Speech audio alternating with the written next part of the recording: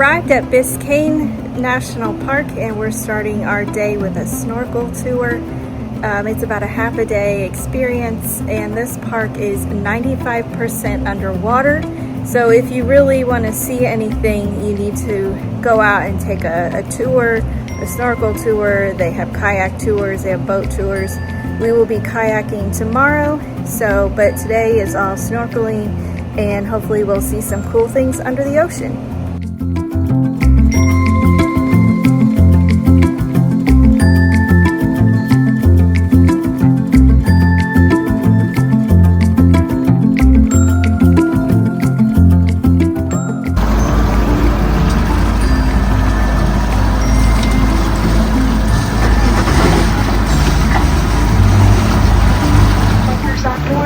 There's always one.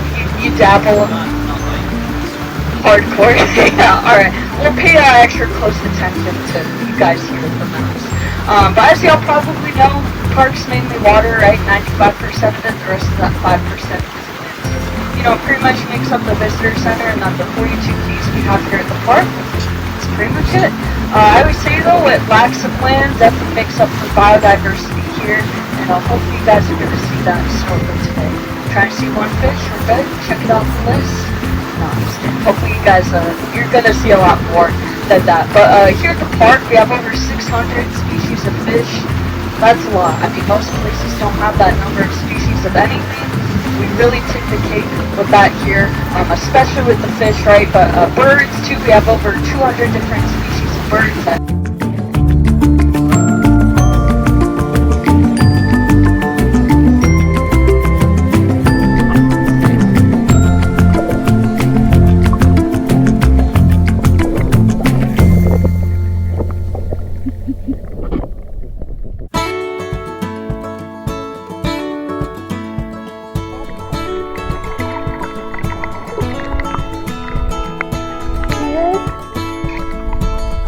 Oh, I see it.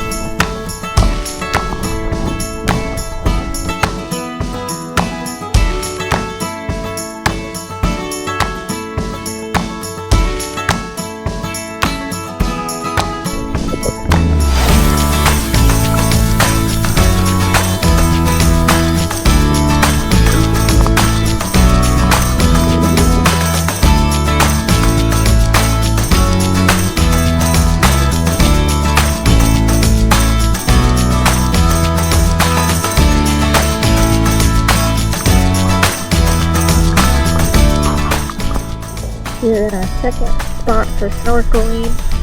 There should be lots of little lobsters here, they're saying, so hopefully we'll get to see some of those.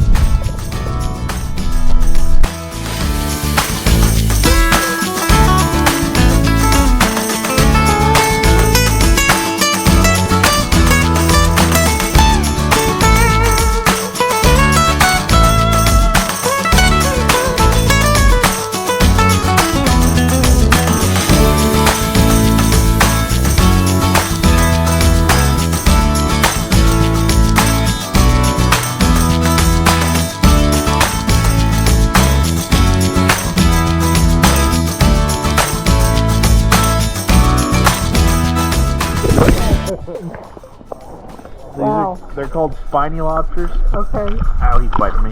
Uh-oh. Hang on. Ouch.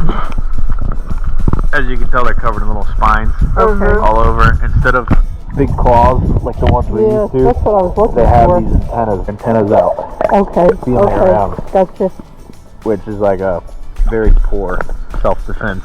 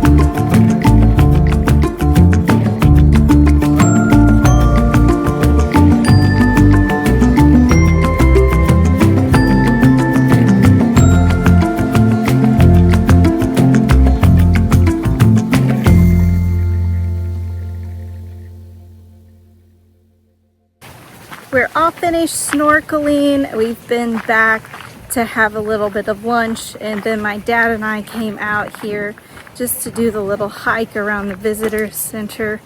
I really enjoyed our snorkel trip. We got to see a lot of fantastic and interesting things that I don't think that you normally see when you go snorkeling. And there was lots of crabs, not crabs, there were lots of lobsters and unique fish. Some people said they saw a nurse shark, but I did not find that one. And then one kid that was on our boat said he found an octopus. I'm not sure if he did or not, but if so, that's really cool. She said that was pretty rare for people to see that. So the little nature trail hike is about 1/4 of a mile. I think it's worth doing. Like I said, 95% of this park is underwater. So if you aren't here to do some sort of water activity, you're probably going to miss a lot of the sights around the park.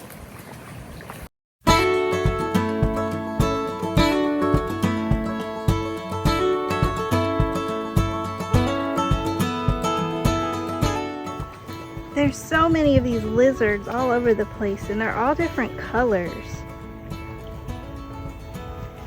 And then also a fun thing is on a clear day, you can see Miami. They're off in the distance, right about there.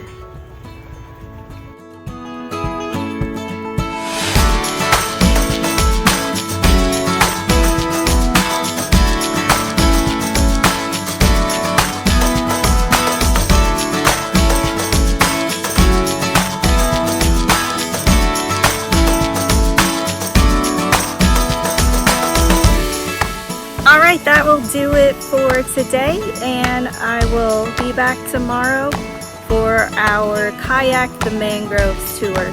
So I'll see you then.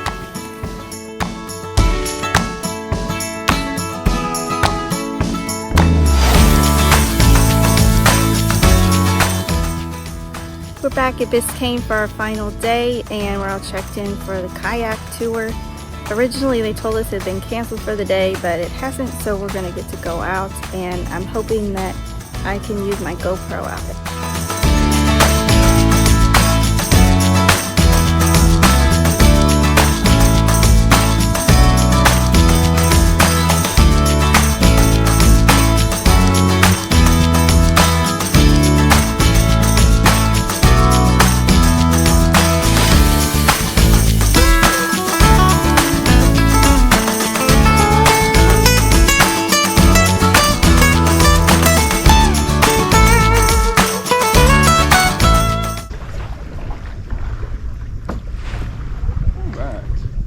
So, yeah, just take a quick break for a minute. I know that was a long and arduous paddle over here. I'm sure everyone's pooped.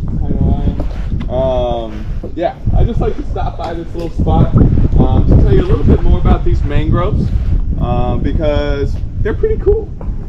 These trees are really the most important, I think, the most important ecosystem that we have here in the park for a couple of reasons. So these mangroves, these are all red mangroves. We also have black mangroves and white mangroves. There's like over 50 different types of mangroves throughout the world. Really kind of means something that can survive in and around the saltwater. And they've got some way of kind of converting the salt water over to fresh water, filtering that salt out so that they can actually utilize the water. And so most of the coastline is made up of these red mangroves.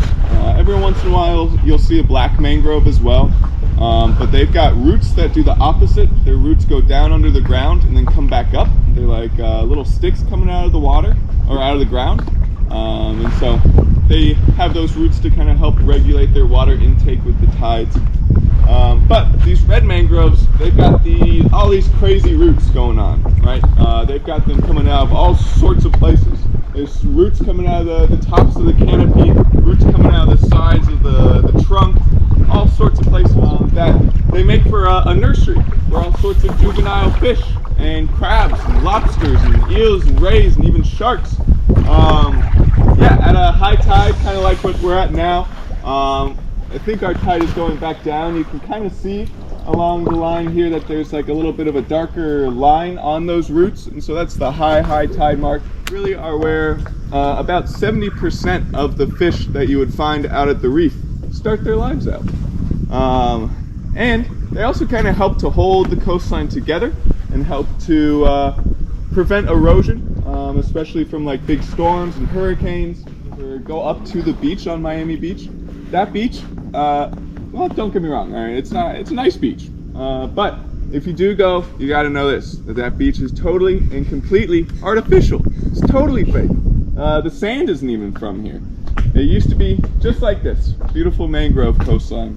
And then in the early 1900s, when the Miamians were moving in, they decided they needed a place to tan, of course. So they ripped out all the mangroves, brought in a bunch of sand, and now we have the beach. But the problem with all of that is that now that every year there's no mangroves to hold the sand in, and so the sand just erodes off into the ocean, and they're spending millions of dollars bringing it all back up.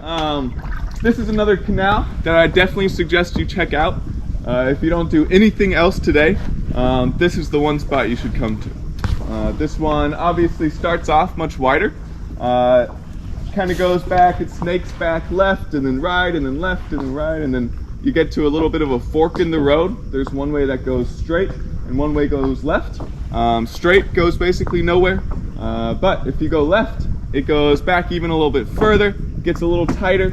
You got to go left around a little mangrove island, and you can go back even a little bit further, and then eventually that's the end there after that little mangrove island.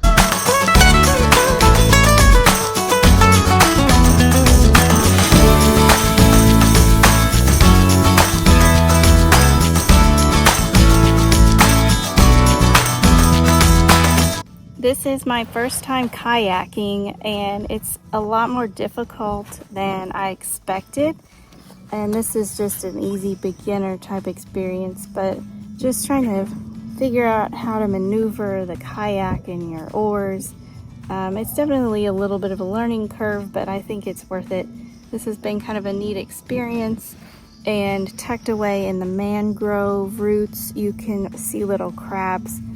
If I find one, I'll try to get one on video. I'm switching back and forth between the phone and the GoPro because I have to use my hands to steer. But I'm seeing them with my eyes, not necessarily with my camera. So overall, this was a pretty cost-effective excursion. It was around $40 a person, and I think it's a neat way to see the park.